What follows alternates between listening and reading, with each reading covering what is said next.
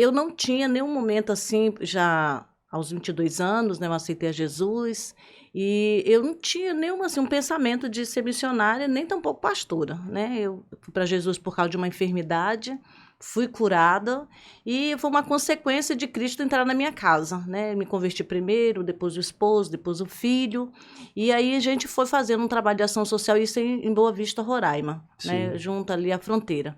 E depois eu vim para Rondônia, fui para Rondônia e aí começou um trabalho social, mas até então não tinha no coração missões.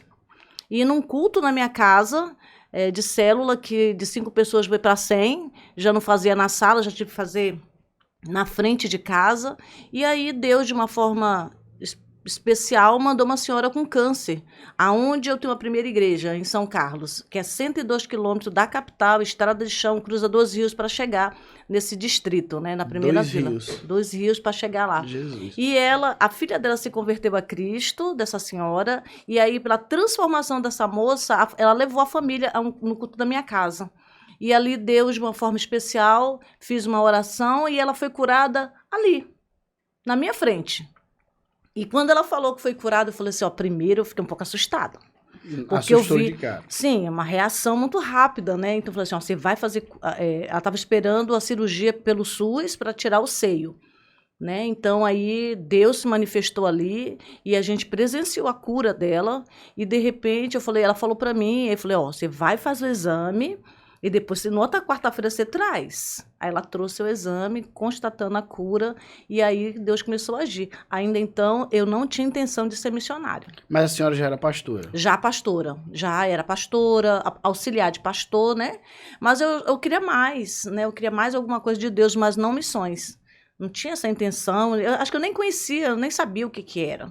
Né, mas eu trabalhava, né, gerente de uma empresa, um dos maiores mercados lá da minha cidade, João Gonçalves, uma rede de mercado, meu esposo militar, então a gente tinha toda uma atividade, a gente não tinha o que fazer, a gente trabalhava muito na empresa, na igreja, eu também sou professora de teologia, eu tinha à noite aula, então eu não tinha tempo para missões, eu tinha tempo de pregar quando era chamada ali na minha igreja, como auxiliar.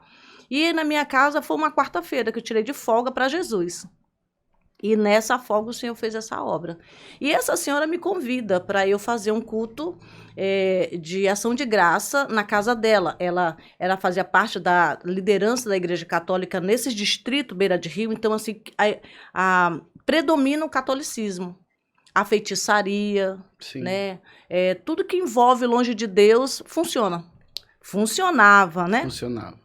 Então, ela me convidou e eu perguntei como chegava lá. Então, eu morava na capital, mas não conhecia essa parte da cidade. Aí, o que aconteceu? Ela vai, me fala, eu falei, como é que eu chego lá? Ó, pastora, vai assim e tem uma ponte de um choque. É grande? Muito grande. A ponte já assustou. Já, 100 metros. Eu falei, e depois mais, aí vai chegar na Boca do Jamari. Boca do Jamari é uma localidade onde para a estrada. Aí já é os rios. Não segue mais carro. Não segue, já aí fica os barcos, um comérciozinho, né, que tem por lá alguma coisa. Aí eu falei, 2 rios, quanto tempo demora esses rios? Ela falou, não, mas tem lancha, é rápido. Quando meu esposo tiver um tempo, a gente vai. E continuei, depois eu aceitei assim, um convite, quando tive a firmeza do esposo, que ele ia comigo, né, porque ele ia dirigindo, né, então a ponte ia ser um desafio, mas com ele eu tinha mais coragem. Sim. Mas não contei para ninguém, para eles o motivo de eu não querer ir, que era a ponte e o rio. A ponte porque eu fiquei grávida, sofri um acidente e perdi minhas filhas, eram gêmeas.